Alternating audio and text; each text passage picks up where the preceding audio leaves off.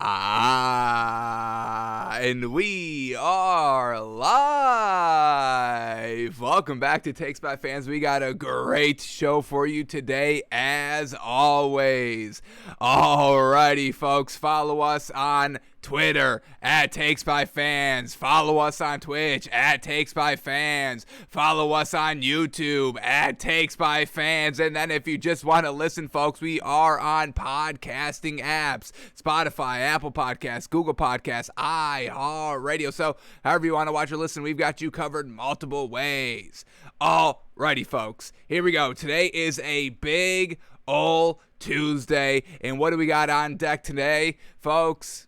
We are watching my man, Deshaun Watson. I got called out. I was on Whatnot the other night talking, and I said Deshaun Watson was top three, folks. Top three quarterback in the NFL right now. Top three quarterback in the NFL. Deshaun Watson is so gosh dang good, folks. And I know we haven't seen him in a year. I get it. Maybe we forget how actually good Deshaun Watson is. And remember, folks, who was Deshaun Watson's head coach? We all know we need a good, solid quarterback-coach combo relationship. It wins championships. I mean, we've seen it. Bill Belichick, Tom Brady, Andy Reid, Patrick Mahomes, Sean McVay, Matthew Stafford. And it feels so good being able to kind of classify Sean McVay and Matthew Stafford in this kind of elite conversation of great head coach quarterback duos. Shout out to Sean McVay, great leader, great coach, love everything about the man.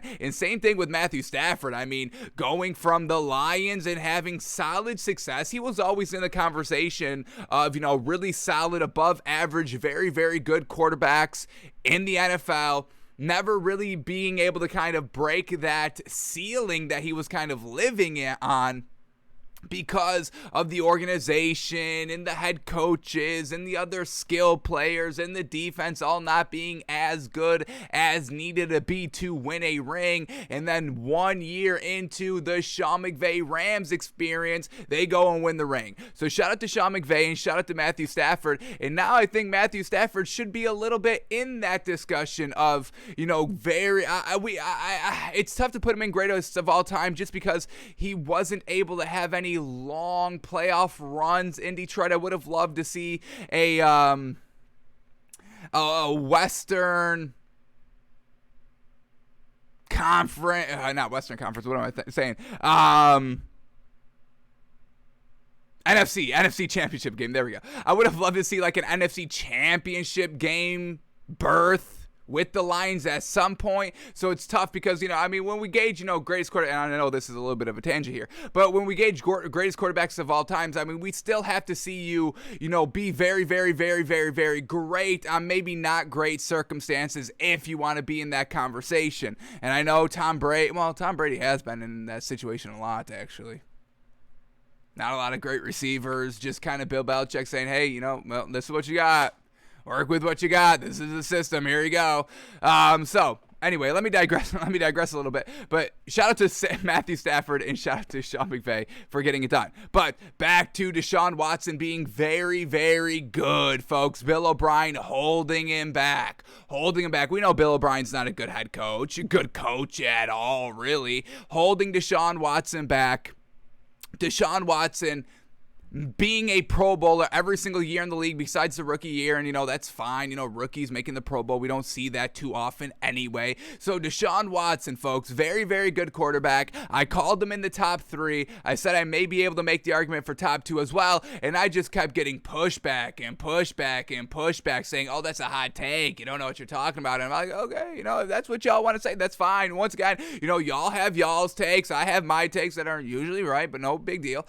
So we're going to go a little bit in depth today on Deshaun Watson, and I'm going to show y'all what I'm talking about, how great this man actually is, and why the Cleveland Browns are going to be so good right off the rip, as long as there are no suspensions, and we'll get into all of that. So a little bit of a Deshaun Watson deeper dive today on the show, which I absolutely cannot wait to get to. But before we get to any of that, we got to get to our NFL stories of the day. So let's kick off the show right here, right now with the first story up, shall we?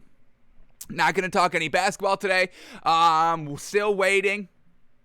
Don't want to look at the line just quite yet. We got the finals starting on Thursday. Still waiting a little bit, still doing my due diligence over here behind the scenes, watching some games, trying to piece it all together, seeing how they faced while in the regular season together and all that. Still not ready to make my determination on who will win the finals. I still want to see the Celtics win. I want Jason Tatum to have this year. I want Jason Tatum to start popping a little bit more in the national media, and I want this man to get a little bit more respect as a superstar in this league. Y'all know I love the chant. Jason Tatum, superstar. Jason Tatum, superstar. Jason Tatum, superstar. I mean, it just rolls off the tongue so gosh dang good, and it sounds great. Didn't that sound really great to your ears? Because it felt great coming out of these lips over here, folks. So, Jason Tatum, superstar. Want that narrative to keep on living and breathing and succeeding in the national media, because, I mean, we saw it all. You know, nobody's given any credit to really Jason Tatum. Everybody kept kind of saying Jason Tatum and Jaylen Brown couldn't win together, and I don't understand why people would even ever say that. I never got that. I never said that. You never heard those words come out of my mouth, because I actually knew that they can win together because I watched them play, and they're very, very good. They're a dynamic duo. I think I saw a stat here that this is kind of like the youngest duo, one of the youngest duos, two duos under 25 or under to make the finals. And like the last one to do it was, Russell Westbrook and Kevin Durant. Now, unfortunately, they lost, so hopefully Jaylen Brown, Jason Tatum can have a little bit more of a different result here. But overall, the message is still the same. This is a great duo compared to Kevin Durant and Russell Westbrook, who are great players in this league. Russell Westbrook getting slandered as the years go on, unfortunately. Hopefully, Jaylen Brown doesn't kind of go down that same path as well, but I don't see that happening. And once again, shout out to Russell Westbrook. We do not slander this man over here. And the news of today in the NBA is that, hey, Russell Westbrook is staying in the LA Lakers with their new head coach, and shout out to their new head coach, Darvin Ham, who I think is the absolute best choice for the job. I'm done. Remember, or I guess we are talking basketball today, so let's get it out of the way. But here we go. Remember when the Lakers were trying to get Doc Rivers as their head coach? Can we stop? We really need to start stopping with the Doc Rivers, honestly. And no disrespect to Doc Rivers. He's had success in this league, but only with great players. Has Doc Rivers ever won a ring without great players all throughout the roster? No. And I know you need great players to win in this league. You really kind of do need a big three. I get that. But at the end of the day, we need great production from your role players, and we need great production from your bench players as well. That's what makes you a great head coach. Shout out to Steve Kerr for getting it done over the course of years, folks. I mean, we're talking about 6-year stretches, 8-year stretches with this Warriors team being a dynasty because Steve Kerr gets the best out of his players. We saw the giant leap Jordan Poole took this season. When was the last time a Doc Rivers-led role player did anything even close to what Jordan Poole did?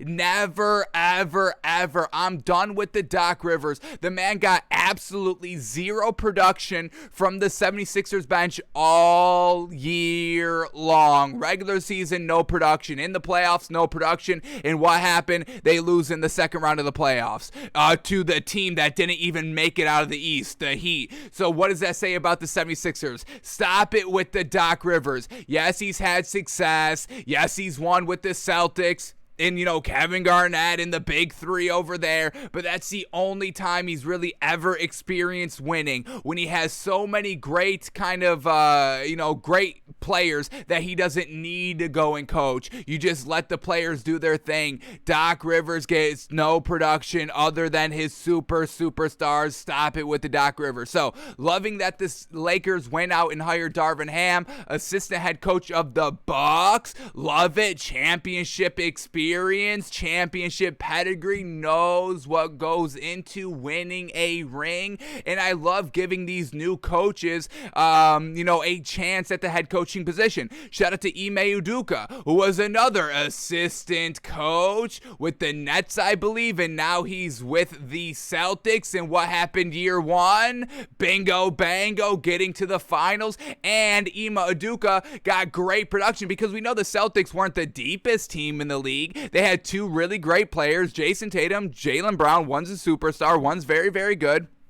But then he was working with only one big, Robert Williams. They had no other big. They had Al Horford, but, he's the 4. He's still in the starting lineup, and he's a little bit older. He kind of turned back the clock a little bit this season. But Ime Udoka got the best out of his bench players. Did we not all just see Peyton Pritchard in the playoffs? The man was getting it done. Solid production off the bench. Derek White was killing it off the bench this year in the playoffs and in the regular season, getting that great production. Now, Ime Udoka could not make Daniel Tice work, but that's not a knock on Ime Udoka because nobody can make Daniel Tice work because Daniel Tice is not good and really shouldn't be in the league anymore. No disrespect to, Daniel Tice, obviously.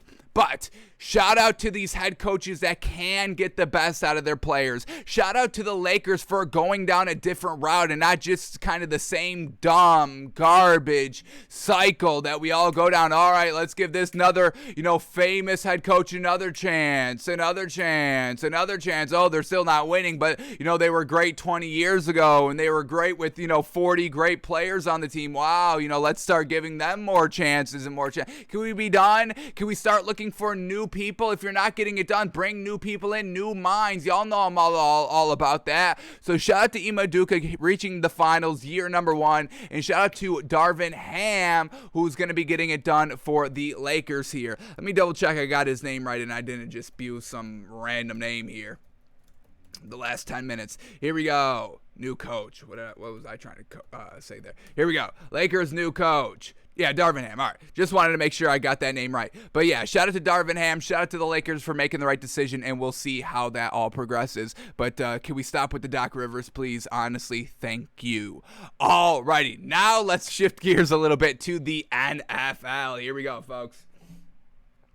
All right, here we go. First story up. What do we got up here? Rams, Bills. Are y'all ready for this one, folks? 100-day countdown to the start of the NFL season where we're kicking it off. Rams and the Bills. Now, this is going to be a great matchup. We get to see Matthew Stafford, first, game of the year. Fantastic. Defending Super Bowl champion quarterback. We get to see Sean McVay, defending Super Bowl head coach, and we all know what this Rams team can do. And we get to see them night 1 of the NFL season. I'm all about that. But then they face the Bills? What's that about? Where are the old days where game number 1 is the repeat of the Super Bowl? Why is this not Rams, Bengals? What's up with that? Why do we get the Bills in the primetime slot? And can we stop forcing the Bills down everybody's throats? The Bills are very, very good. Josh Allen is very, very good. Potential MVP this season. I'll say this. I'd put money on this if I can, bet this on DraftKings or wherever. But Josh Allen will have an MVP by the time his career's over. Absolutely, at least one. Maybe he can win 2, and maybe he can definitely win. Maybe not definitely, but maybe he can win a Super Bowl as well. Josh Allen's very, very good. I call him the best dual threat quarterback in the league, hands down, no debate. Well, I love Josh Allen. Very, very good. But can we stop pushing the Bills down our throats? I will never excuse the 13 seconds, folks. I will always bring up the 13 seconds that they beefed up last season, not being able to stop Patrick Mahomes and the Kansas City Chiefs from moving 70 yards down the field in 13 seconds. Like, what are we doing? Honestly, what are we doing? And then after that, we get the rule change. All right, everybody gets 1 possession at least, and we told you how that turns out. 1 possession turns into 2, 2 turns into 3, and then, 3 years down the line, we've got if we go into overtime, we're playing a new game. New 4 full quarters. Let's get after it. I mean, that's what we're heading down, folks. All because the Bills couldn't cover 13 seconds. And now what's on top of this again? They get game number 1 because we're all supposed to feel sorry for the Bills because the Bills were supposed to get to the Super Bowl, but they didn't because they couldn't cover 13 seconds. Can we stop it with the Bills just a tad? Josh Allen's good. Sean McDermott's an all right head coach, above average. I'm still determining if I really liked Sean McDermott or not. Brian Daboll, how much did he have control over this offense? How much of this offense was truly Brian Daboll? I don't think that much, but we'll see this season. But the point is, folks, stop it with the Bills. They couldn't cover the 13 seconds. It's unfortunate, maybe one of the most unfortunate things that happened all last season, but this is classic Bills. Why are we rewarding classic Bills? 4 straight Super Bowls, lost them all. Can we stop it with the Bills just a little bit? Getting game 1, facing defending Super Bowl champions. Why? For why? Because they couldn't cover 13 seconds and you revolutionized overtime just in their favor? So can we just pull it back a little bit on the Bills, folks? I'm not a Bills hater, a Bills anti-Bills or anything like that. Josh Allen's fantastic, folks. Top 3 quarterback in the league right now, right behind Deshaun Watson, all right? So, 100-day kickoff here, folks. Rams-Bills, game 1, but tone it down a little bit on the Bills. Bills are good, yes, but let's not kind of, throw out everybody else that's actually winning games and closing out games and able to win in overtime even though they don't get the ball first. Yes, there's teams and players that can actually do that stuff, yes? So, I love the Bills, but can we please tone it down a little bit? There's no reason why they should be game number 1 against the Rams. This should be a classic rematch of the Super Bowl, Rams-Bengals, and see what happens. I mean, can we get back to that, NFL, please? Game 1 is rematch of the Super Bowl and not be like, well, the Bills got a little snuffed, a little cheese, so let's throw them in there, throw them a bone. Stop throwing the Bills the bones. That's why they always kind of come up short, because you keep throwing them bone after bone after bone. Stop it with throwing the Bills the bones. Let them learn to win. Let them learn to win without bones being thrown in their direction every year, yes?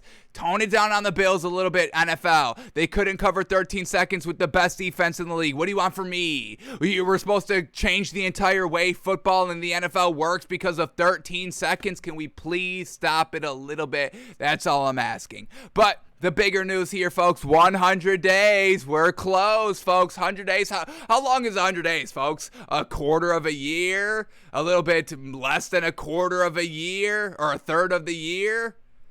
We can make that, yes. We've made it this far. We've come through the draft, pretty good. That's a nice milestone. OTAs, the first chance of players going on and reaching their new teams and their new teammates and working together on the field. We're at that point of the season. We're very, very close, folks. Let's all hunker in, hunker down, and start getting ready for this season. And as we get ready for the season, folks, y'all already know we're going to get a new setback here. 3 new canvases, a new flag coming up, and what we did last year was, I believe, August 5th. August 5th, I believe I unveiled the new set last year, so we'll probably try to hit that same time frame this year as well. So another thing to look forward to. What are we putting behind me? I already know what the flag is going to be. I already know that 100%. I already know 1 canvas. So we still kind of have 2 canvas spots a little bit up for grabs that we have to figure out in the next 2 months.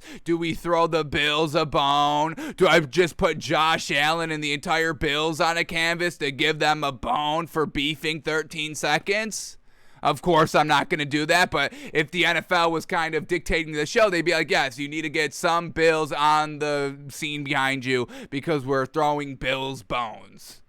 Stop it with the Bills, yes? But shout out to Matthew Stafford for hopefully beating Josh Allen in this first game. I kind of want to see that, honestly. I don't want to root against the Bills or root against Josh Allen, but I do kind of want to see the Rams be like, hey, even if y'all made it to the Super Bowl, we were going to beat you anyway. So it doesn't matter. Bills, Bengals, Chiefs, it didn't matter. We were going to beat you. The ABCs, we were going to beat you anyway. Rams were destined to win the Super Bowl because they're so gosh dang good. Shout out to Sean McVay and Matthew Stafford one final time. So 100 more days, folks. I think we can all continue to make it. Let's keep it up. Sheesh, sheesh, sheesh. 100 days. We are close.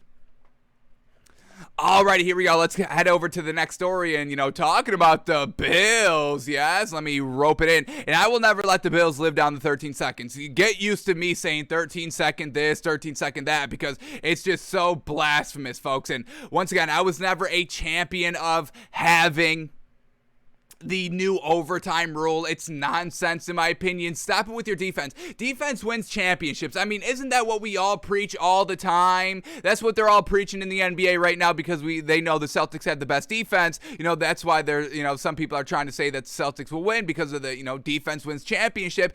Defense wins championship. So why are we retooling every single rule in overtime to not have that happen? We all know defense wins championships. 13 seconds, you can't cover 13 seconds, folks. Come on. You're better than this. Come on. But here we go. Let's start talking about the Chiefs here that beat the Bills, that was able to drive down the field in 13 seconds flat, no problem. Here we go. Patrick Mahomes on the Chiefs offense says, quote, "It's going to be everybody." The big story this season, Chiefs lose Tyreek Hill. I don't think that's going to affect the Chiefs that much. Now, I do know that Tyreek Hill is the best receiver in the league. I mean, that is up for debate, but, I'm not debating with y'all. It's Tyreek Hill. Tyreek Hill is so gosh dang good. Fastest receiver in the league, and he goes up and gets the ball. Two things that I need out of my receiver. So, shout out to Tyreek Hill being so gosh dang good. Now with the Dolphins, and I can't wait to see that matchup with Tua. But with this Chiefs, everybody's starting to fall off the Chiefs a little bit, but I'm here to remind y'all, the Chiefs are still going to be really gosh dang good. Like, I don't see them dropping off that much at all, and I think they can probably get better because they've got great leadership at the head coaching position with Andy Reid, and that's a huge another thing that we can't be forgetting about when we talk about the Chiefs here this year. They still have Andy Reid. Patrick Mahomes is great. We all know Patrick Mahomes is one, top 5 quarterback in the league. I can put him 5, maybe number 4, all of that. I don't know if I could put him top 3. You can make the argument. I'm not here to, keep Patrick Mahomes out of top 3. You can make the argument. I may agree with you. But overall, we all know Patrick Mahomes is very good. But so is Andy Reid, folks. Let's start giving a lot more credit to Andy Reid. He'll be able to figure out this Chiefs offense. That's what Andy Reid has done his entire career. Figure out how to make an offense work. Tyreek Hill was not the one making this whole offense work. Yes, it worked perfect with, Patrick Mahomes' game, speed, athleticism, wild throws, no-look passes, behind the back, trickery, all of that, gadget plays. It all worked together. But Andy Reid can adapt and evolve, folks. We've seen it all over the place. Look at Andy Reid's coaching history, folks. This man's always been a winner. Struggles a tad in the playoffs. But we know the playoffs are a little bit of a different beast, but he's always kind of at least getting to the playoffs and for the most part winning at least one game when getting to the playoffs. So overall, it's still very, very good. But look at these records, folks. Gets his first head coaching job in 1999 with the Eagles. 5-11 first year. First year, we can write it off, not bad. And then here we go. This is all of his records from 2000 all the way up to last year. 11-5, 11-5, 12-4, 12-4, 13-3, 6-10, 10-6, 8-8, 9-6-1, 11-5, 10-6, 8-8, 4-12, 11-5, 9-7, 11-5, 12-4, 10-6, 12-4, 12-4, 14-2, 12-4, 14-2, 11-5. I mean, this man is a winner, folks. Got his ring, got his Super Bowl. Very, very well done. This man can win. Going from Donovan McNabb to Michael Vick to Alex Smith to Patrick Mahomes. He's won with all of those quarterbacks, folks, in a different wide cast of wide receivers. This man will be able to make it all work. I don't see any drop off with this Chiefs team. I think we need to be giving a little bit more respect overall to the Chiefs, the Kansas City Chiefs. Now, I also want to bring this up as well. I'm going to pose this question. I already know the answer because I looked it up today, but for 5 seconds, I want y'all to think about this. Where is Andy Reid in the best winning percentage of all time, head coaching wise in the NFL. Where does he rank? Top 3, top 5, top 10? Is he even in the top 10? Is he in top 15 greatest coaches of all time winning percentage wise? Where does Andy Reid fall? Go ahead, take a guess. 1, 2, 3, 4, 5, 6, 7, 8, 9, 10. Is he in the top 10? Out of the top 10? In the top 20? Out of the top 20? Where is Andy Reid in winning percentage of all time? We're talking Don Shula. We're talking Billy B. Where does he rank all time? 5 seconds to answer. Go ahead, make your guess. You got your guess locked in? I don't know. I'm not going to play Blue's Clues here and be like, you're right. You're absolutely right. It is right there. It is number blah, blah, blah. No. But here it is, folks. Are y'all ready for this? Andy Reid is number 5. 5 in winning percentage all time. The man is a 63% win percentage in the NFL of all time. The only ones above him are Don Shula, George Halas, but George Halas coached in the 20s, folks. I don't even know if we can really count that. Bill Belichick, Tom Landry, and then Andy Reid, folks. Andrew Reid, top 5 winning percentage coach in this league. He'll get it done. Tyreek Hill has not been with Andy Reid his entire career. We know this, and Andy Reid was still a winner before Tyreek Hill. This is not to knock Tyreek Hill. I'm not knocking Tyreek Hill. He's the best receiver in the league, and he's going to have great success with the Dolphins. Probably wins a ring this year with the Dolphins. But Andy Reid, a mastermind, a maestro, if you will, at the head coaching spot. He knows talent, he knows winning football, and he knows winning schemes. He'll be able to figure it all out, folks. The Chiefs will be fine this season. Andy Reid, shout out to Andy Reid, 233 wins and 135 losses in his career, a 63% win percentage. Absolutely very well done. So, now let's hear from Patrick Mahomes. What is this new offense going to look like? First insight, first time hearing it. Clickbait says, hey, it's going to be everybody. All right, is it truly going to be everybody? How's it going to be everybody and all that? So let's see what Patrick Mahomes is saying right here to see, once again, can we buy in even more? We're really not, falling off of the Chiefs at all this season, but how much can we buy into them even more based on what Patrick Mahomes is saying here? So here we go. First lead up to the first quote. Here we go.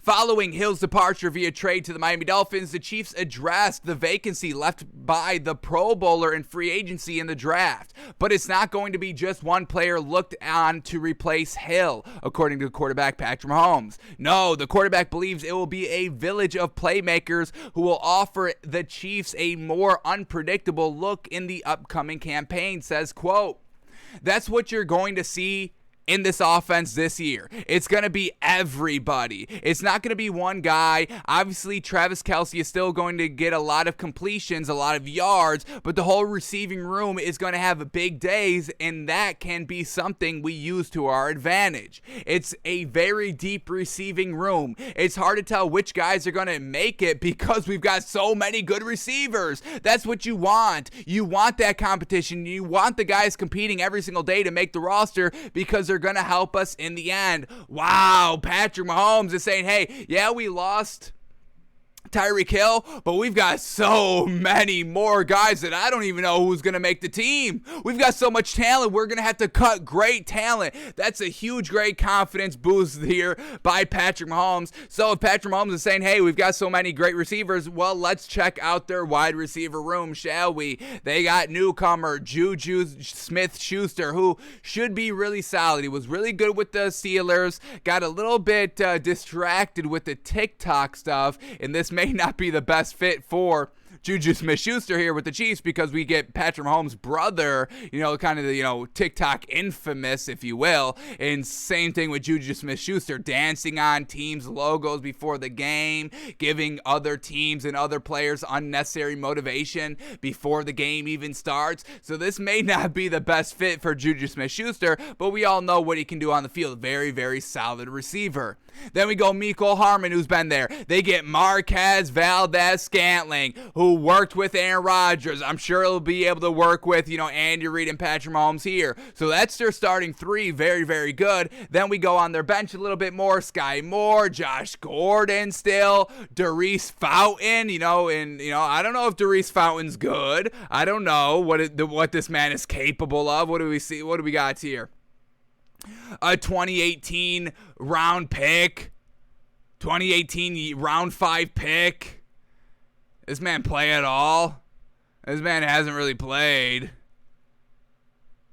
Hasn't really ever played at all. Maybe Darius Fountain can play. According to Patrick Mahomes, he can, because Patrick Mahomes is saying, hey, we've got so much great talent. We're so deep here.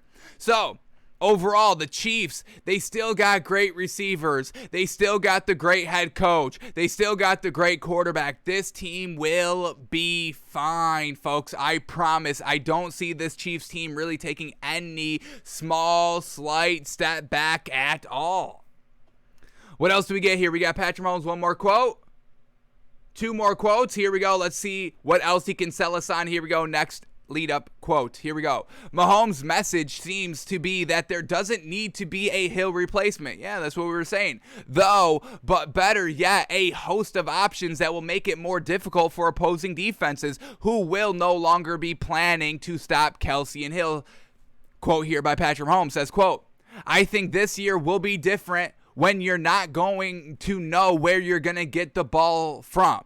You're not going to know where you're going to get the short passes from, because we have a lot of different guys who can do it all. So Patrick Mahomes, once again, praising the depth ability here of the wide receiver room. Final lead up to the final quote. Here we go. Mahomes and many of the receivers previously got together for offseason workouts in Texas. It was an important trip in terms of building camaraderie and tendency. I can't wait to hear this quote. Final quote by Patrick Mahomes says, quote, you kind of build that chemistry. And I think a big part of, especially our offense, is having that chemistry on the field. Being able to know what the guy is doing without having to talk about it. I think it's translated. So far in the practices that we've had, we feel like we're on the same page and having that chemistry, and we're going to keep building on that. Absolutely all of that. Building that chemistry, building that camaraderie, so we can just look at each other, translate our kind of transmitters in our brain with each other without kind of winking or nodding or tipping our hand to the defense or shouting it out for everybody to hear. We just know, we just give a quick look. It's telecommunicated because we're all on the same page. And that's why Kyler Murray, Lamar Jackson, please get to OTA. Please. Y'all talk big talk, and y'all are great. There's greatness in Lamar Jackson. There's greatness in Kyler Murray, but you can only bring the greatness out if you get it on the field. Get it done with your playmakers on the field. Build that chemistry. Build that repertoire. Patrick Mahomes is doing it here. Here right now, even though he's accomplished, even though he's got to a Super Bowl, won one, lost one. Even though he's already decorated success-wise, he's still putting in the small things before the season starts. Come on, Kyler Murray, get your butt to OTAs. You want the big deal. You want the big money. You want the big success. Get there and work with your receivers, because you're not having DeAndre Hopkins the first 6 weeks. What are you going to do? Lose the first 6 games of the season and then try to, win out to make the playoffs? That's not going to happen. That's not going to work. I can tell you that right now. Get there, work with your guys, get better. Come on, and that's why Patrick Mahomes is already so gosh dang good, because he knows all of this. Getting it done, Lamar Jackson. Come on. Get it done. You want the big deal? You want to be treated like Patrick Mahomes getting the big $500,000 deal, or $500 million, I should say. $500 million deal. You want that deal. You want the ring. You want to be compared to Patrick Mahomes. Get it done now. In the offseason, in the preseason. Get the work done now. This is why we should all still be on the board big time with the Chiefs, because they always do everything right, because they've got great playmakers, smart playmakers who put in the work, and then you got the leader of the captain of the ship in Andy Reid. The Chiefs will be fine, folks. And as I hype up the Chiefs, let's quickly look at what Vegas has their win totals over under at, because I might put in the bet right now. I talked myself up to buying this Chiefs team 100%. What is their win-loss over under set at by Vegas? Let's get it up here because I may put some money on it right now. Here we go. Oh, hang on. Can we bet on the USFL now? Oh my God, when did this happen? When were we able to bet on the USFL, folks? Y'all never told me I could bet on it on DraftKings. Why don't y'all let me know? Dang. I looked like the first week and it wasn't on there. When were we able to start betting on the USFL? Wow. Oh, wow. This is great news, folks. Go bet on it now. The next game is Friday, June 3rd. Go put in the bet right now, folks. You can bet on the USFL. This is news to me. Holy cow. This opens up my world, I'll tell you that. But let's get back to, here we go. Win totals for the Chiefs. Player future, team futures. Here we go. Regular season wins. What do we got to swallow here by the Chiefs?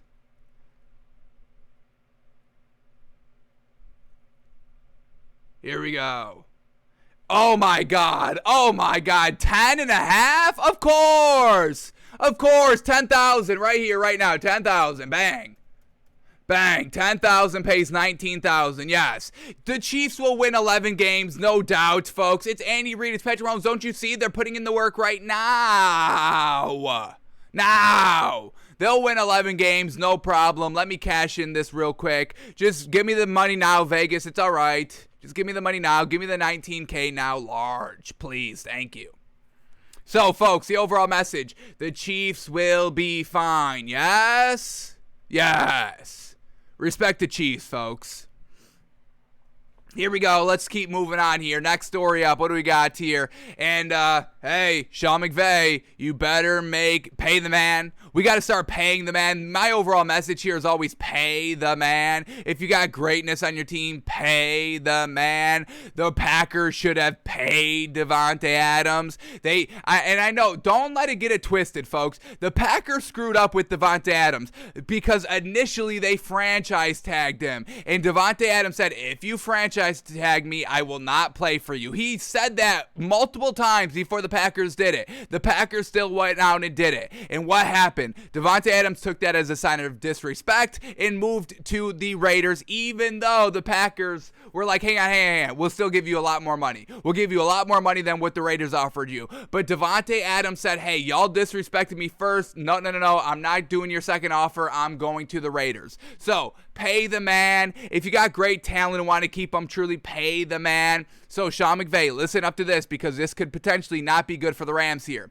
Rams defensive tackle Aaron Donald said on the I Am an Athlete podcast that he came into the NFL planning to play 8 years. I doubt that was even true. But winning the Super Bowl makes him want to run it back. Donald said his contract needs to be worked on first. If not, then he's at peace with moving on. He's reached his 8 years in the NFL. Nobody goes into the NFL, all right, I'm going to play 8 years. All right, 8 years in and out. Nobody ever says that, folks. Come on. You play till the wheels fall off unless you're Andrew Luck, who kind of saw, okay, hang on, this is how it can go. All right, let me, get out of there. And I respect the hell out of Andrew Luck. I know I say it every time I bring up Andrew Luck, but I respect the hell out of Andrew Luck, honestly, folks. But Aaron Donald was not thinking as soon as he got drafted, hey, I'm going to play 8 years in the league. I doubt this. This is a negotiation tactic. You go on a podcast, 8 years, I've got a ring, I want to run it all back, but if I don't get paid, I'm cool with hanging it up now. This is negotiation, folks. This is playing the game. We just told you yesterday, Baker Mayfield, play the game, please. This is Aaron Donald playing the game, trying to get his money and trying to have everything. And I'm all about it. You play your game. Everybody play your individual game, and Aaron Donald is doing it right here. So, Sean McVay, navigate this very, very gently, and we know Sean McVay can do that because he's a great motivator, leader. He knows how to talk to people. He just knows how to talk to people, unlike Urban Meyer, who goes around and literally physically assaults everybody. Sean McVay knows how to talk to people. You need to know how to talk to people, yes. So, Aaron Donald saying, hey, I can kind of take it or leave it. And that's always been his kind of sentiment. As soon as he won the ring, folks, like on the field celebrating, talking to reporters, he's like, hey, I want the money now. I'm cool to run it back, but I'm also cool to hang it up. He's never wavered on this, folks. We can trace this right all the way back to the final buzzer of the Super Bowl. Aaron Donald wanting the big money, or he's cool with hanging it up. Now, do they call his bluff? Is Aaron Donald bluffing at all? Once again, that's part of the game. Do you bluff? Y'all have played poker before. You bluff at the right times. You bluff at the not right times. You try to bluff. You get called on it. You win your bluffs and all of that, folks. We know bluffing. Is Aaron Donald bluffing? I'm sure he is. But what to which degree? 1% bluff? 50% bluff, 90% bluff. Is this man 100% bluffing? Doesn't want to hang it up at all? We know, competitors, they never want to hang it up. A la Tom Brady. Hey, I'll retire. Oh, no, I'm not actually. Hey, I want to kind of give it one more final year. Drew Brees saying, hey, maybe I come back. Nobody wants to hang it up. Nobody's setting kind of predetermined times before they even get drafted. Oh, as soon as I get drafted, 8 years on the clock. Oh, I got the countdown here, 8 years. So this is a game, folks. This is him playing the game. But Sean McVay, please make sure Aaron Donald is here. Aaron Donald is one of the, you can say best defensive player in the league. You can say that. I would have no problems with y'all saying that. You lost Von Miller.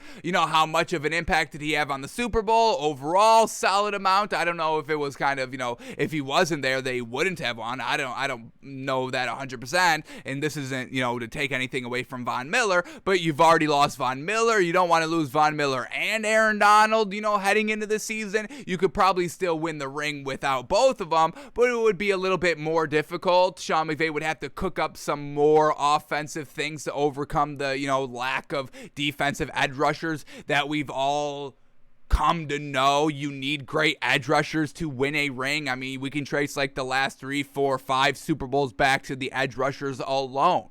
So, Sean McVay, play the game, play your game, Sean McVay. Try to get Aaron Donald locked down for the Rams so you can continue this great success and maybe even start building a dynasty here with the LA Rams, which I would love to see. Sean McVay on a dynasty team, yeah, I'll absolutely take that.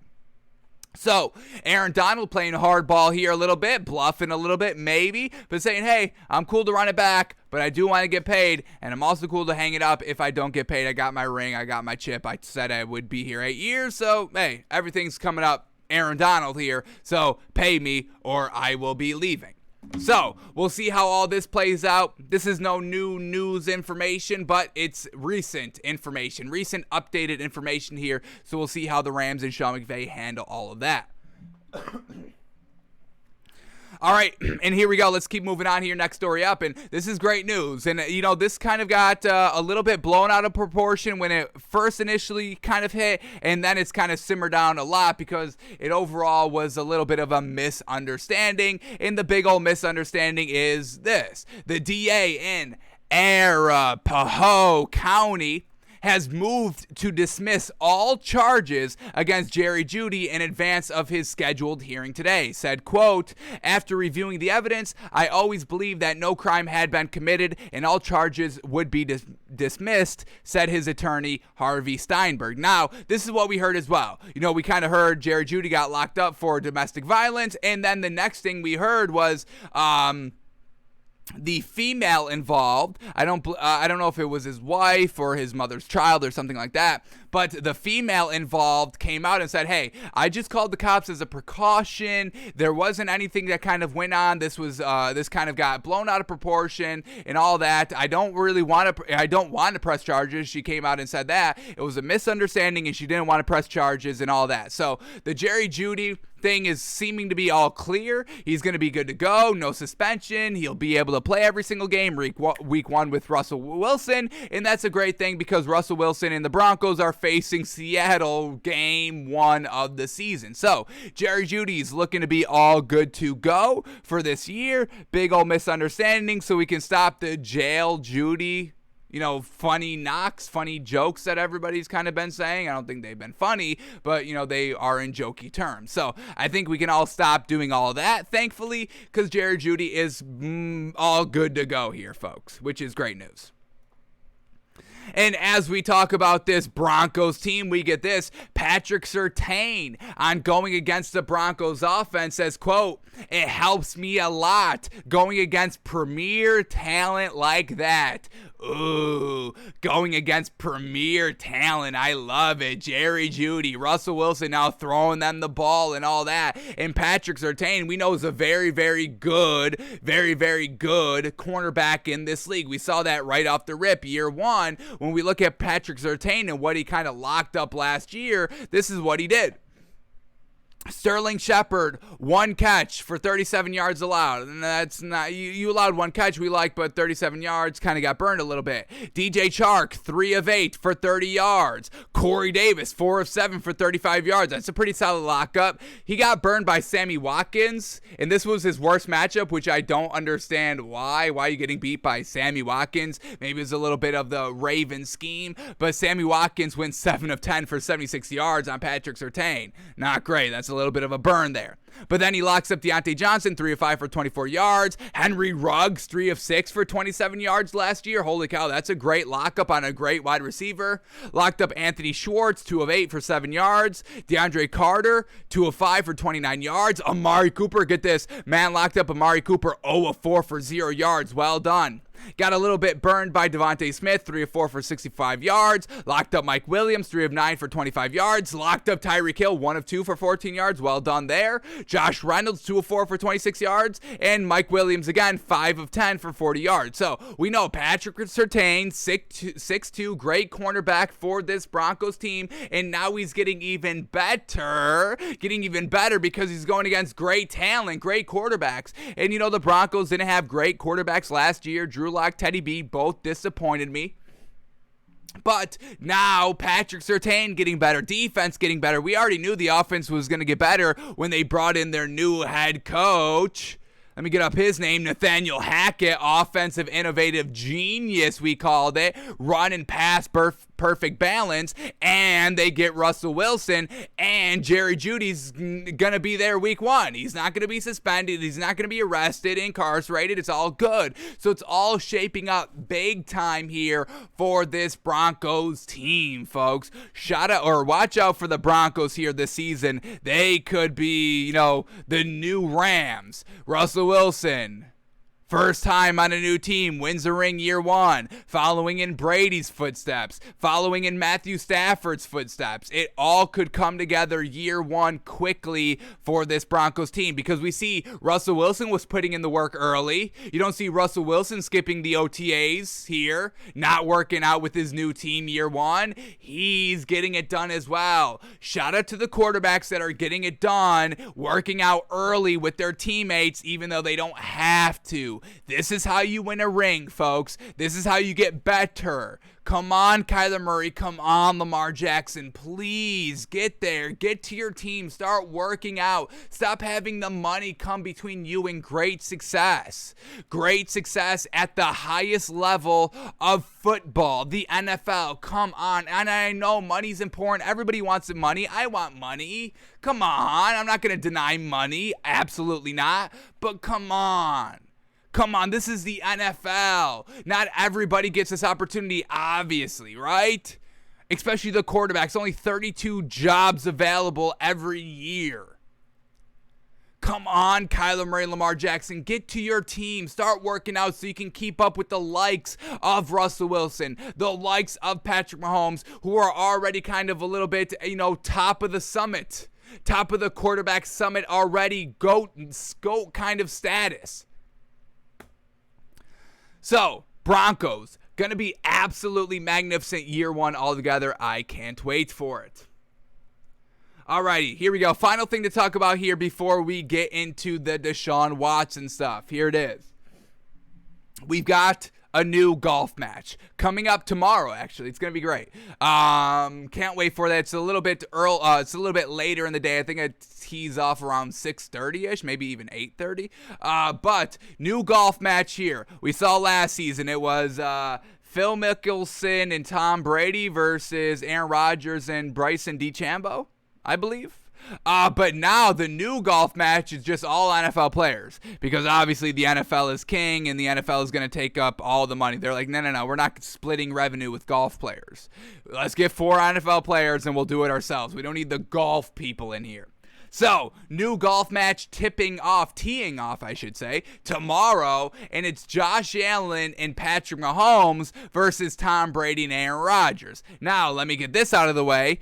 First, Aaron Rodgers needs to play with Tom Brady to win something meaningful. We've seen this. So, Aaron Rodgers riding Tom Brady's coattails because Aaron Rodgers cannot win by himself. We know this. So that's, first knock on Aaron Rodgers. Y'all know how we do. And let me not forget this knock here, folks. I did not forget about this. I did not forget about Aaron Rodgers committing physical assault on a child. It's still on the profile picture, folks. I will not let this rest until he faces justice for what he did, whipping a ball at a child because he threw an interception. This is the man y'all praise right here. Somebody that can't control his temper. Somebody that can't win and can't control his temper and can't get it done in the red zone at the biggest spots. That's y'all's GOAT, all right? No worries. But Aaron Rodgers needs to ride Tom Brady's coattails to win something. So, I think it's hilarious that Aaron Rodgers is pairing up with Tom Brady here.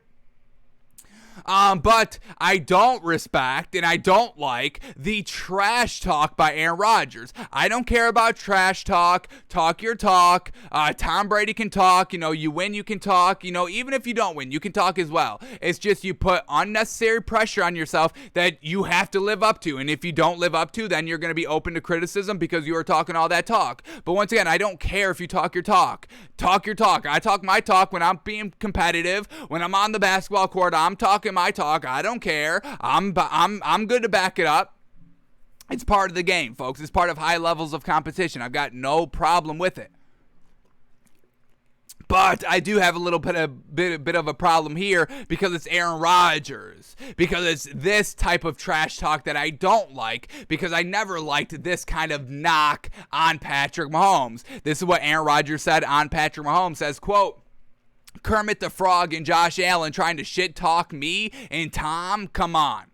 What? First of all, you called Patrick Mahomes Kermit the Frog, which I absolutely hate. That was kind of the first big diss on Patrick Mahomes when Patrick Mahomes came into the league, was that he sounded like Kermit the Frog because he sounds different. I really don't like that knock. I would never say that. And it kind of faded into oblivion. We haven't heard the Kermit the Frog in a while, but here comes Aaron Rodgers having to kind of pull something out that's 10 years old because Aaron Rodgers can't keep up with the times or think of something witty himself. So, let me just go, Kermit the Frog, that was an old one. Yeah, let me go, Kermit the Frog over there trying to shit talk me and Tom. No, they're shit talking you because you're not a winner, because Patrick Mahomes already has the same amount of rings as Aaron Rodgers and actually has more appearances in the Super Bowl than Aaron Rodgers does. And Josh Allen is better.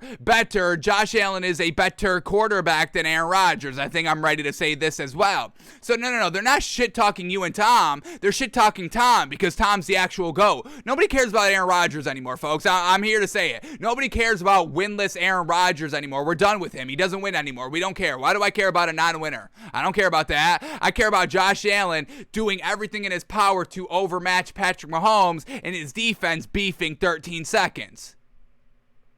That's what they're shit talking. They're shit talking Tom Brady, not you that attached yourself to Tom Brady's coattails. Nobody cares about you. Nobody's worried about Aaron Rodgers on the golf course. Nobody's worried about Aaron Rodgers on the football field. They're worried about Tom Brady. That's who they're shit talking. So keep your Kermit the Frog comments to yourself, Aaron Rodgers. We don't. What is that? What is that? Knocking Patrick Mahomes' voice? Knocking his voice? Aaron, how about we talk about your hair? How about we talk about that? How about we talk about that nobody likes you? How about that? How about we talk about your temper, you whipping balls at children because you suck, because you threw the interception? Your garbageness, your ineptitude to get back to the Super Bowl. Your ineptitude of trying to keep Devontae Adams on the team, and Devontae Adams leaves you, just like kind of everybody else in your life. Yeah? You want to go deep shots here, Aaron? Let's talk about everybody in your life. It keeps on leaving you. Yeah? Patrick Mahomes is still with his girl, even though, his girl's a little annoying, it seems like. And I mean no disrespect on that. But Aaron Rodgers, let's talk about everybody in your life leaving you constantly. What's up with that? Your family doesn't like you. How about that? Is that too deep? Is that too much of a knock, Aaron? Huh? Is that going to hurt your feelings here? Is that a little bit too deep here for Aaron Rodgers? So great. Can dish it, can take it. I go on Pat McAfee to get my points across. I only talk to Pat McAfee and Pat McAfee only. And when I don't talk to him, I have him relay my messages for me because I can't talk to everybody myself. Aaron, how does it feel to get knocked on? How does it feel to get, Kermit the Frog? Huh, Aaron? Does it feel good? Huh? So I absolutely hate this. Everybody else I'm cool with. Tom Brady, Patrick Mahomes, Josh Allen, talk your stuff. I don't care. But Aaron Rodgers really rubs me the wrong way every time he opens his mouth. And I can't wait for the golf match because I'll be listening very intently on every single word that comes out of this garbage loser's mouth. Yes? Huh? I don't feel like I went deep enough, folks. Yes? I could go deeper. So, Aaron Rodgers shit-talking Patrick Mahomes in a fashion I do not like, so I will. So here I am defending Patrick Mahomes. But yeah, the golf match coming up on Thursday, folks, should be very, very interesting. And Aaron Rodgers once again needs to attach himself to Tom Brady to win anything meaningful. Done. Been done with Aaron Rodgers. The man is not as good as y'all think he is. Yes, he can throw the football good, but every other thing that makes you an NFL player, leadership, putting in the work, being cordial to everybody, Aaron Rodgers has none of that besides being good at throwing the football and throwing the football at children when he makes an error like an interception in the red zone like we see a lot in big time playoff games. Yes? So we'll see how this match turns out, and we'll see how far Aaron Rodgers goes in the trash talk, because if Aaron Rodgers keeps going further, I'll keep going further on Aaron Rodgers. I've got no problem slinging it to Aaron. Got no problem with it. He needs it a little bit. Needs a little bit of a look in the mirror. Aaron Rodgers does a little bit. Aaron Rodgers, look yourself in the mirror a little bit. Debrief a little bit on your overall life and your career. Get it together, my man. Get it together. Alrighty. So, those were all the stories I wanted to touch upon today in the NFL, but I want to talk about a little bit more of a pressing matter, a pressing topic, and that is Deshaun Watson. This man is great, folks. Absolutely one of the top quarterbacks in the league, and I say this, I'm going to say this again, Deshaun Watson is top 3 quarterback in the league. Yes, I know we haven't seen him in a year. I know maybe everybody forgets, but Deshaun Watson is that dude. Now, one thing I want to get out of the way. He does need to clean it up in the playoffs a little bit, but this man is still young. Let's not forget this as well. This man has only been in the league for 4 years, folks. Every year besides his rookie year, he made the Pro Bowl. This is a man that can play. Dual threat quarterback that is accurate as heck, that has a deep ball, that has an arm, folks. This man is legit. Do not forget about Deshaun Watson because we haven't seen him in a year. Deshaun Watson is top 3 quarterback in the NFL right now. Just quickly, Tom Brady, Deshaun Watson, Josh Allen. Those are the top 3 quarterbacks in the league right now, folks. And I'm here to show y'all. I'm here to show y'all because y'all weren't believing me.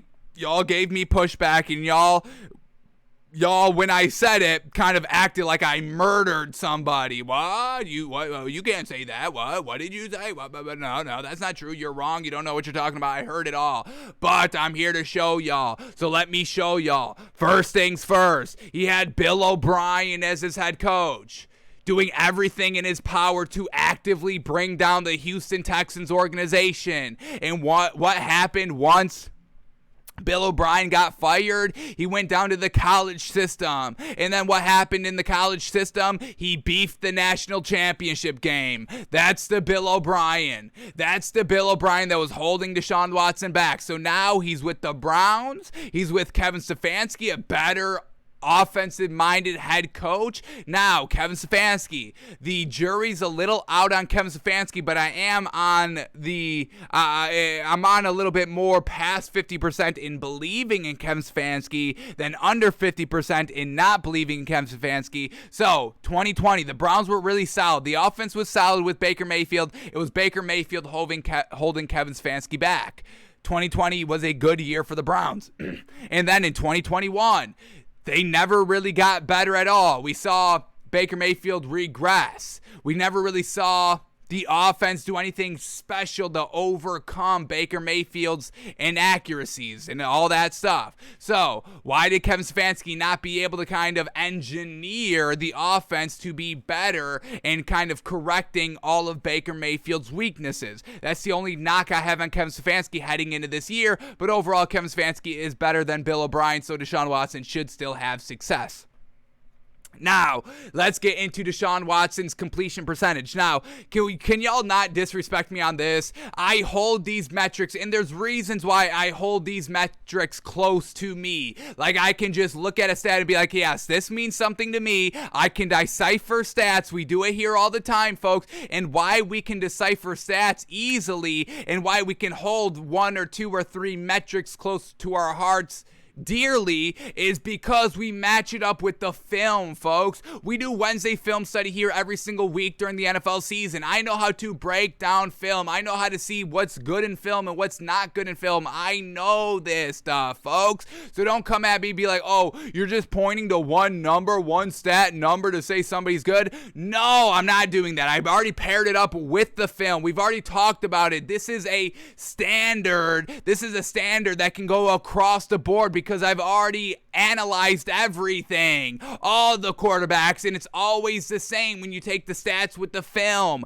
So don't come at me like, oh, this guy's just looking at stats. He's a stat guy that just looks at a stat and be like, oh, that's a good number, so he's good. No, folks. We take the stats with the film, with the narratives, with every single piece of information, and it always comes out the same. These stats matter 100 million gazunda %. Yes?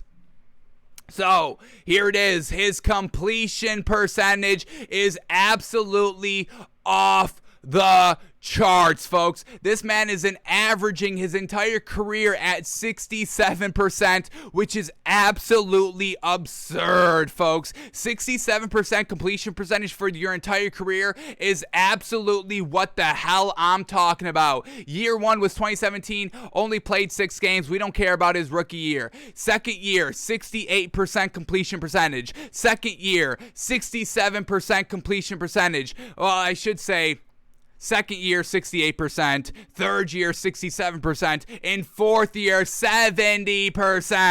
70%. That's absolutely masterful in a season. 70% completion percentage with 4,800 passing yards, and we can't forget that Deshaun Watson is a dual threat quarterback, 500 yards rushing every year. The man put up 5,300 yards on 73% completion percentage. Y'all don't like interception numbers. Y'all like low single-digit interception numbers. Well, Deshaun Watson's your man. Y'all clamor over Aaron Rodgers because he throws 4, 5 interceptions a year, even though it means absolutely nothing. But here's Deshaun Watson throwing 7 in a year, 5,300 yards, only 7 interceptions, 33 tugs, and everybody wants to forget that this man even exists in the league. Deshaun Watson is top 3 quarterback in the NFL right now, folks. Respect these numbers, folks. These are absolutely magnificent numbers. While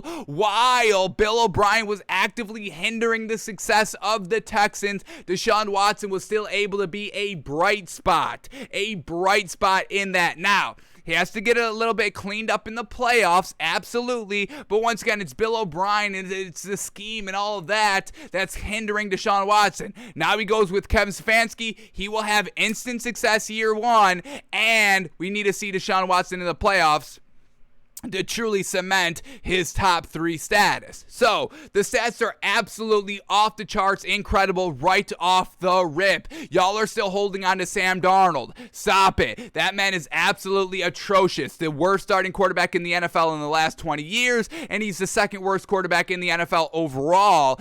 Number 1 is Mason Rudolph. Mason Rudolph is the worst quarterback in the NFL right now. So, here we go. The stats speak for themselves, but y'all really need to see what this man is doing out on the football field. So here we go. We got a 15-minute montage right here, and you better believe we're going through every single second of every single 15 minutes right here. We'll skip through these plays here, but overall, folks, I'm going to show y'all how great this man is. Great athleticism, escapability, accuracy, deep ball, touch, getting the ball there, making the play work. This man keeping his eyes down the field, quick plays, long plays, everything. The man can do it all, folks. The man can do it all. Here we go. And Deshaun Watson is probably second best dual threat quarterback in the league. Josh Allen is the best dual threat quarterback in the league. But Deshaun Watson overall is so gosh dang good. Here we go, folks. And I don't even know. Can I put? I still think I keep Josh Allen best dual threat quarterback in the league, but Deshaun Watson is the closest number 2 to Josh Allen. But here we go. Deshaun Watson, are y'all ready for this, man? Are y'all ready for this? Are y'all ready to remember what y'all forgot because he hasn't played in a year? And I get it. I get it a little bit of why there's pushback on me saying Deshaun Watson's top 3 is, once again, he hasn't played in a year. But let's refresh y'all's memory, because once I refresh y'all's memory, y'all are going to be like, yeah, all right, I see it. All righty, I concede. You're right. We apologize for saying you murdered somebody. So here we go. Deshaun mother-loving Watson. Let's roll the tape. Here we go. Play 1. What do we got? Drops back to pass. Here we go. Plenty of time in the pocket, and then look at that. Look at that escape. Look at that escapability. He's flat-footed right here. Defender charging right up the middle. And what does he do? Last second, just a quick little backstep. He was keeping his eyes down the field the entire time. Number 99, rushing for the Titans right here. Thought he had a wide open sack. That Deshaun Watson wasn't looking at him, but he kept his eyes down the field. Quick little backstep, jukes the heck out of the defender, keeps the play alive, directs traffic. Look at Deshaun Watson under duress, escapability, and then directs traffic. Look at his hand saying, hey, come this way. Last second, hey, come this way. Hey, right here, look at me, come this way. Bang, right over the middle of the field, exactly where it needs to be. And then DeAndre Hopkins turns upfield for the final 5 yards to get into the end zone on 3rd and 6 in the red zone. All of that was absolutely magnificent. Here we go, play 2. What else do we got here? Deshaun Watson just dropping back the pass, deep ball, bang! Wow! Here we go. Look at this, 47 yards. 47-yard pass to the end zone, exactly on the money. Touchdown, bingo, bango, big arm. And that's not the biggest arm play you'll see by this man. 47 yards, easy peasy. Here we go, in the red zone against the Colts. Read option. Deshaun Watson keeps it, and he takes it 5 yards in the red zone. Dual threat ability, you love to see it. Next play, here we go. In the red zone again, Deshaun Watson, boom. Look at this one, back shoulder throw to DeAndre Hopkins, exactly where it needs to be. Look at this window. Look at this window right there, boom. Putting the ball on the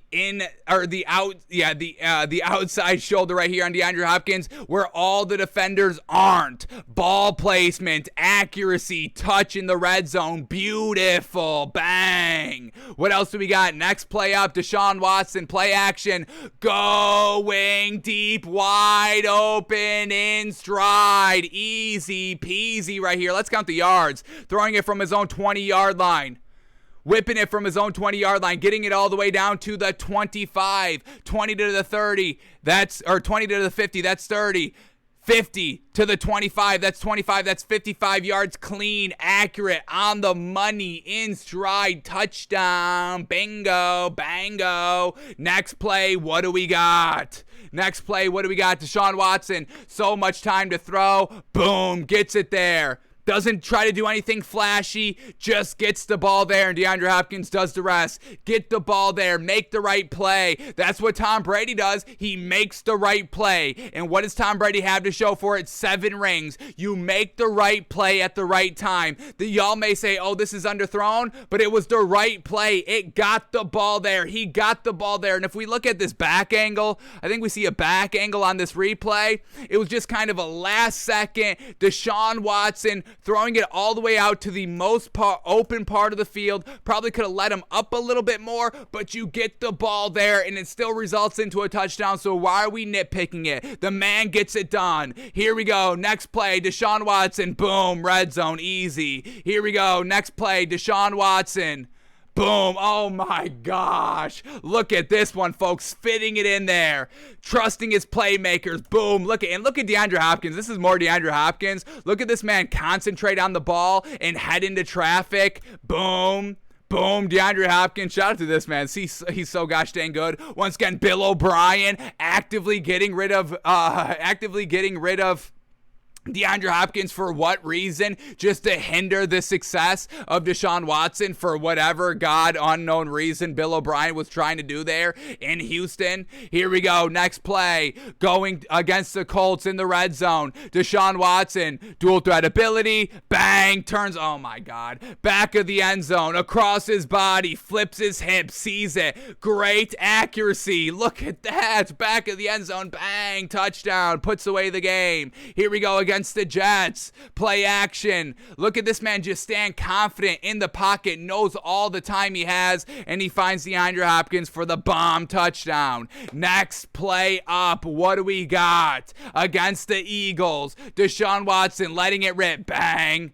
Bang. Oh my God. Look how far this pass is. Throwing it from the opponent's 43-yard line and gets it all the way back in the end zone. So you get 43 yards to the front of the end zone, another 10 for the entire end zone. We're talking 53 yards on the money. Bingo, bango. What a great touch right at the back of the end zone. The most back of the end zone you can get. Deshaun Watson's got that touch. Here we go. Back in the red zone. Speed option. He keeps it. He takes it. He gets the touchdown. Deshaun Watson's dual threat ability. We know this. What else do we get? Against the Saints. Going deep. Bang. In stride. On the money. Too easy. Touchdown. Bang. And this is what I'm talking about with this number right here. 70% completion percentage. This man is not dinking and dunking. This man is not just checking it down. 50, 45, 55 yards consistently. 70% completion percentage while throwing the bombs. Respect this man. This man is him. He's top 3 quarterback in the league, folks. Deshaun Watson is so gosh dang masterful at the quarterback position. Got to clutch it up a little bit more in the playoffs, but if he can fix that, bang, oh bang, we're talking about number 1 quarterback in the league. Here we go. Deshaun Watson from the back angle, taking the hit, throwing the ball all the way down the field, and that's the touchdown. Bingo, bango. Next play, what else do we get? Oh yeah, the escapability, the touch, flips the ball, receiver does the rest, making the right play, that's the touchdown. What else do we got? Next play up, going deep. Boom, gets the ball there. That's the touchdown. Going to Will Fuller. And is this, there's in his celebration, I love it. Where's the celebration at? Where I love the confidence of Deshaun Watson. I love the swagger of Deshaun Watson. He gets it done in the red zone. Boom, look at this one. Right over the middle of the field. Right on the money. Bang, bang, boom, folks. The man can score. The man's got touch. The man's got accuracy. Look at this one. Falling. People on his knees, trying to bring him down, and he just flips it 10 yards in the end zone for the touchdown, going to Brandon Fells right there. Too easy. Here we go.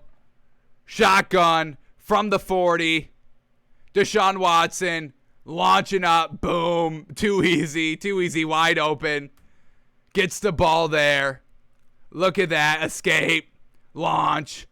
Accurate. Touchdown. Boom. I mean, folks, what more do we need to see? The touch. Look at this one. Look at this one. Puts it absolutely on the money. Look at this one going to DeAndre Hopkins. Boom. Right on the money. There's no way the defender, the corner, can keep up, catch up to DeAndre Hopkins. The ball's not underthrown, so the corner can, bat it away at the last second. No.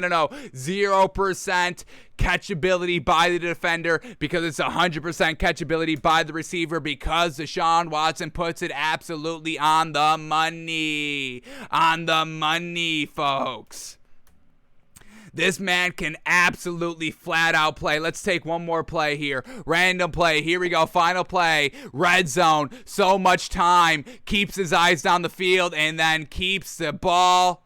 Throws the ball. Touchdown back of the end zone to Kiki QT, who is not a good receiver at all. This man drops the ball way too many times. Beautiful. Let's do one more, shall we? Here we go. Final play right here. Final last play. What do you got? Deshaun Watson down 1 point against the Lions here. He's going deep and once again, folks, the accuracy on this ball, 45 yards, boom, boom, right before the safety, over the corner, and that's the touchdown, baby. Deshaun Watson is top 3 quarterback in the league, 70% completion percentage, 4,800 passing yards, 500 rushing yards for 33 touchdowns and only 7 interceptions in his final year, and he tagged on how many extra rushing touchdowns this year? An extra 3 that year. So yes, sir, this man can play. 36 touchdowns overall, only 7 interceptions on 70% completion percentages last year. Just because he didn't play in 2021, do not forget this man exists. This man is great. The Browns will be great game 1 as long as he's not suspended, and I don't think he will be suspended, and if he is suspended, it'll be 4 games max. I don't think this is this negative of a hit against the NFL optically now that the criminal lawsuits have been dropped. Deshaun Watson should be good to go game 1, and if he is, the league is on notice because one of the best quarterbacks in the league is back. He's gonna be back, folks. Watch out for Deshaun Watson, folks. This man is absolutely special. Love it. Alrighty, folks, that is going to do it for us today here at Takes by Fans. We're back tomorrow, folks, doing it again. More stories. Who else are we going to be breaking down? What else is breaking? We're back here tomorrow, noon Eastern, to do it all again. So we will see you tomorrow. Have an absolutely great day, and keep it right here at Takes by Fans, baby. We'll see you tomorrow.